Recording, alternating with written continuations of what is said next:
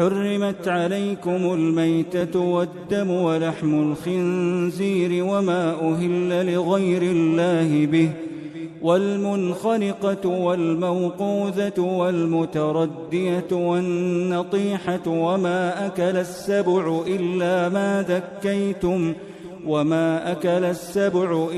ما ذكيتم وما ذبح على النصب وأن تستقسموا بالأزلام ذلكم فسق. اليوم يئس الذين كفروا من دينكم فلا تخشوهم واخشون.